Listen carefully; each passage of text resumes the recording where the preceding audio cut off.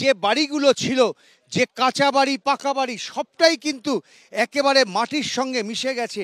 এরকম ভয়ঙ্কর প্রাকৃতিক বিপর্যয় পাহাড়ের বুকে সাম্প্রতিককালে তো বটেই, বহু বছরের মধ্যে হয়নি। এখানকার স্থানীয় বাসিন্দারা তারা কোনো রকমে এখন প্রাণ হাতে নিয়ে কোনো না কোনো রিলিফ ক্যাম্পে রয়েছেন এবং ইতিমধ্যেই একাধিক রাজনৈতিক দলের নেতৃত্ব পৌঁছেছেন, বিরোধী দলনেতা পৌঁছেছেন। কিন্তু যে ছবি দেখা যাচ্ছে এই ছবি কিন্তু একেবারে ভয়ঙ্কর, সবটা ভেঙে গুড়িয়ে গেছে। এখানে একটা সময় বাড়ি ছিল, একটা সময় হোমস্টে ছিল, কিন্তু এখন তার কোনোটারই কোনো অস্তিত্ব নেই, সবটাই এখন ইতিহাস হয়ে গেছে। কেন এমন বড় ঘটনা ঘটলো? প্রাকৃতিক বিপর্যয়ের পরও মোকাবিলা করতে কেন এত সময় লাগছে, ইতিমধ্যেই কিন্তু প্রশ্ন উঠতে শুরু করেছে এবং বিরোধী দলনেতাও প্রশ্ন তুললেন যে এখনো কেন মুখ্যমন্ত্রী মমতা বন্দ্যোপাধ্যায় এখানে এসে পৌঁছালেন না। রাজ্য সরকার মানবিকভাবে এটা ভাবছেন না বলেই এটা করছেন। শুধুমাত্র পাবলিক পারসেপশন আর মিডিয়া পারসেপশনটাকে ঠিক রাখার জন্য একটা স্মল কম্পেনসেশন করেছেন, কিন্তু হৃদয় দিয়ে যেটা করা উচিত সেবা কাজ সেটা রাজ্য সরকার করছে না। তাহলে মুখ্যমন্ত্রী কাছে এসে, ওনার তো হেলিকপ্টার ছিল, মিরিকে তো হেলিকপ্টার ল্যান্ড করার জায়গা আছে, আজকে তো ওয়েদার পুরো ভালো ওয়েদার আছে, তো ওনার এখানে আসা উচিত ছিল। উনি কেন এগুলো দেখলেন না?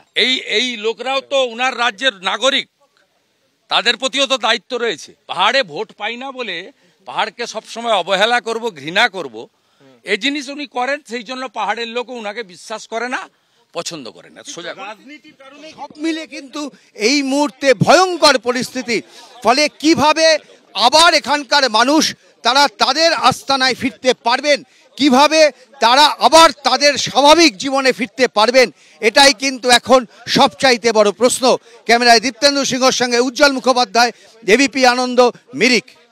উত্তরবঙ্গে একের পর এক জায়গা বিপর্যস্ত, বিধ্বস্ত, দুর্গত, প্রাণহানির সংখ্যাও প্রতিদিন বাড়ছে। এরকমই বিপর্যস্ত এলাকা মিরিক আজকে পরিদর্শনে গেছিলেন বিরোধী দলনেতা শুভেন্দু অধিকারী। দুর্গতদের সঙ্গে কথা বলেন তিনি।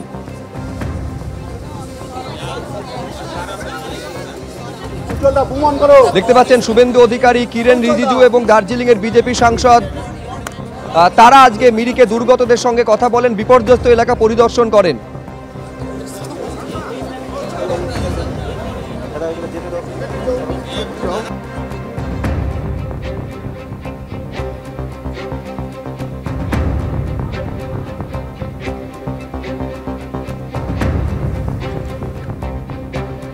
বন্যা বিধ্বস্ত এলাকা আজকে পরিদর্শন করেন বিরোধী দলনেতা। মিরিকে গিয়ে বন্যা দুর্গতদের সঙ্গে কথা বলেছেন বিরোধী দলনেতা, সেই ছবি তুলে ধরেছেন আমাদের প্রতিনিধি।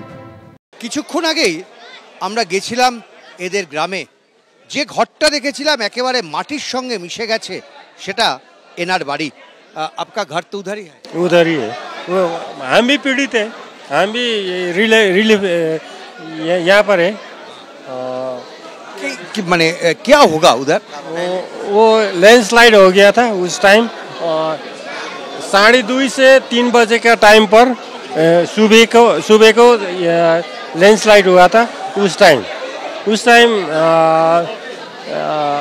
क्या वो टॉस का वो जो फॉग होता है ना, फॉग लाइट, टॉस लाइट, वो जमीन नहीं देखता था उस टाइम। वो बरसात हुआ था उस टाइम, इतना बड़ा लैंडस्लाइड पहले तो कभी नहीं देखा था, कभी नहीं देखा। ये तो टूरिस्ट की स्पॉट ही है, ये टूरिस्ट ही आता है इधर। तो मैं सौडीनी ग्राम पंचायत का प्रधान हूँ।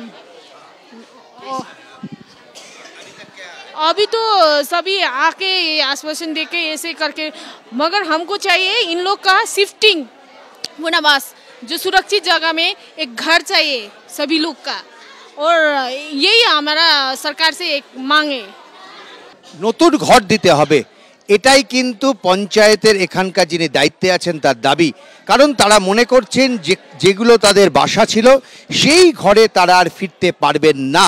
ফলে নতুন ঘর না দিলে এই যে মানুষজন যাদের একটা সময় বাড়ি ছিল, ঘর ছিল, সব ছিল, যারা সমস্ত কিছু হারিয়ে এই মুহূর্তে একেবারে রিলিফ ক্যাম্পে বসে রয়েছেন, তাদের ঘর দিতে হবে, বাড়ি দিতে হবে সরকারের কাছে, এটাই এখানকার স্থানীয় পঞ্চায়েতের দাবি।